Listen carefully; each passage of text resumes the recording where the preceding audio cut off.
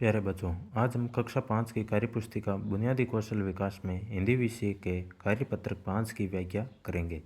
तो चलिए वीडियो शुरू करें। उससे पहले हमारे चैनल को सब्सक्राइब जरूर कर लें ताकि आने वाला हर वीडियो सबसे पहले आप तक पहुंचे।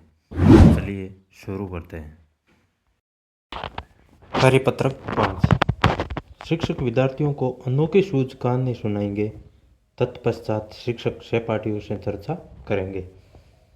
एक बार देवता और दानव दोनों ब्रह्मा जी के पास ये पूछने गए कि हम दोनों में से श्रेष्ठ कौन है।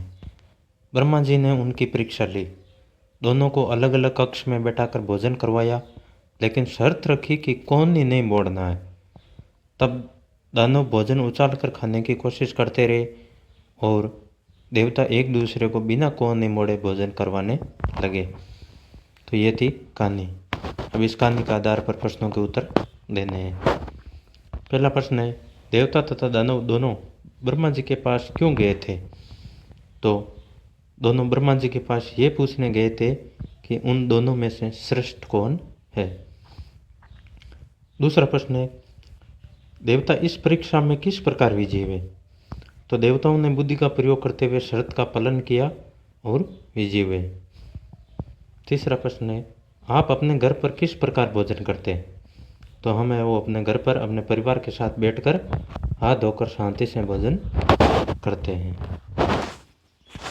दूसरा प्रश्न है, अनुस्वार और बड़े ऊ मात्रा लगाकर सही शब्द बनाइए। यानी जो शब्द दिए हुए हैं उनमें अनुस्वार और बड़े ऊ की मात्रा लगाते हुए शब्दों को सही तरीके से बनाना है। तो इस प्रकार बनेगा, कंस, बंसी, कंदा, बबुल, कंगा, मुल्ली, चंदन, सूरत, सूरज, टंकी, दूध, फूल, अधूरा, स्कूल और घंटा। प्रश्न 3, कहानी पढ़िए और समझिए।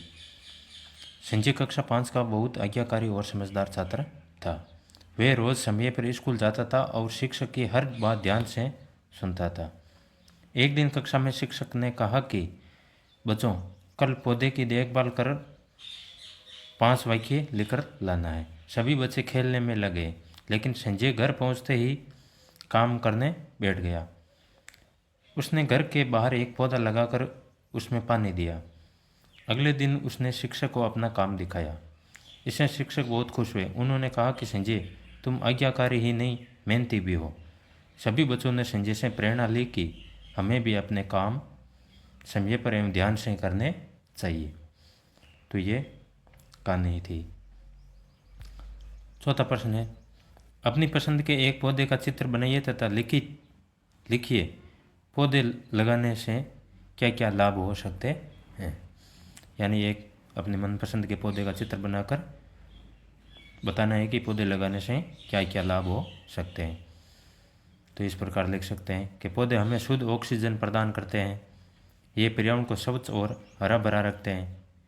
पौधों से हमें फल, फूल, औषधियाँ प्राप्त होती है और पौधे वो वर्षा लाने में सहायक होते हैं। धन्यवाद।